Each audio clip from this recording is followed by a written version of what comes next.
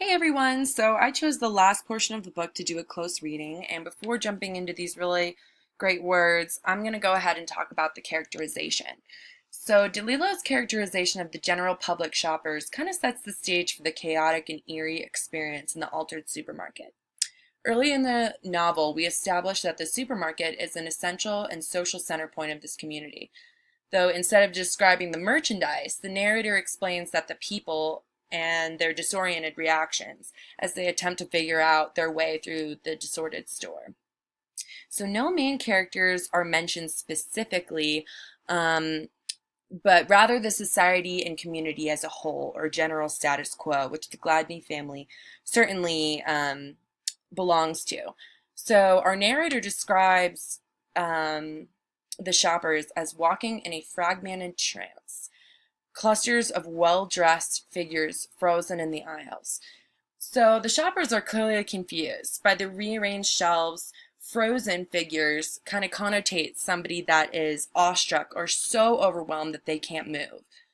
The description continues to expose the general public as frantic and confused as they wander and search about the store. The speaker goes on to introduce these older characters, um, the men in Sansabelt slacks and brightly knit shirts, the women with powdered and fussy look, a self-conscious air prepared for some anxious event. So, this is really descriptive language that allows the reader to get a better sense of who these people are and how they make up the consumerist culture. Sansabelt slacks were a popular brand of men's trousers at the time, so this kind of adds to the consumer image. And the women are made to seem really on edge, uptight, and cautious. This self-conscious air infers a stiff, almost holier-than-thou attitude. And the groomed and dressed are, he explains how they turn down the wrong aisles, and though carefully dressed and groomed, they're still very bewildered by this change. Scrutinizing the small print on packages, wary of a second level of betrayal. So by giving these general shoppers these features, a reader can infer just how paranoid and lost this experience may be. The skepticism of betrayal from the grocery store alludes to how reliant the general public is of the consumer platform and how ignorant and almost helpless they are towards it. The characterization of these shoppers also symbolizes the public as a whole, encompassing every person in Blacksburg, inferring that the panic and hysteria is widespread. So secondly, the word choice that Delillo uses to describe the scene emphasizes the hectic and disorganized, nature of the whole situation. So the scene obviously contrasts with previous scenes at the supermarket throughout the book, which are full of whimsical, awestruck, and familiar comments on the food and item for purchase. Instead of a social, resourceful mecca, the supermarket has now transformed into a place of stress and the unknown. In the altered shelves, the ambient roar and in plain and heartless fact of their decline. Here the speaker points out again that the shelves have been rearranged, right? They're altered. Decline denotates to become lesser, smaller, or diminish in strength and quality. Although here I think the use of decline connotates the entire public failing, or submission to commercialism and helpless to the machine.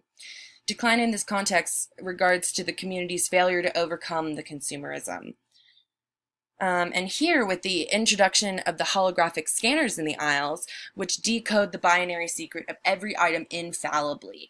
Now, this submissive quality to the system is further exposed. Decoding a binary secret infers that something is cryptic or inaccessible. Here, only the machines put in place by the store have the capability of figuring things out.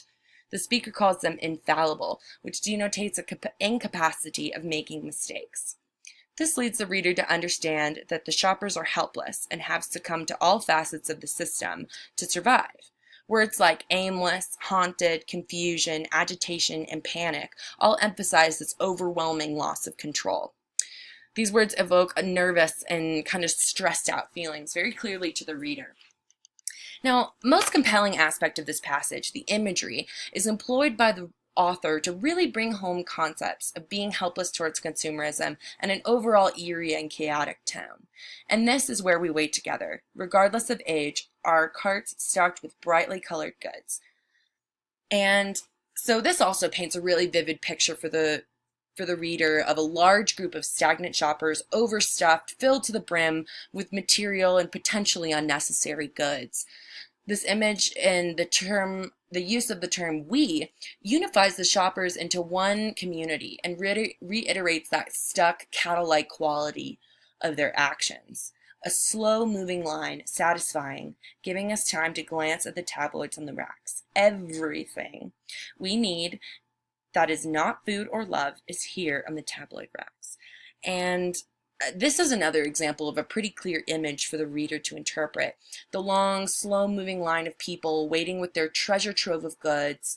This really embodies the whole passage, I think, of the slow, eerie decline of people into the consumerist setting. And the image of the line in the last passage of the novel kind of relates back to the very first passage in the very first chapter, in which Jack is watching the procession of hopeful students arrive at the campus.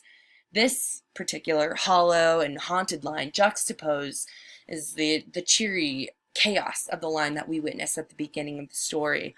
Instead of a brilliant event, unvariably, page 3, this closing scene is melancholy and almost brainwashed. The use of the word everything implies that the essential, all-encompassing need that the shoppers have, basically saying that anything and all things that we need can be bought, with the exception of love. And, we're left with this image of these ignorant to their own demise shoppers waiting in these lines for seemingly eternity. And this leaves the reader with the notion that the entire public has to come to this lifestyle and that giving into consumerism is inevitable. These concepts reiterate the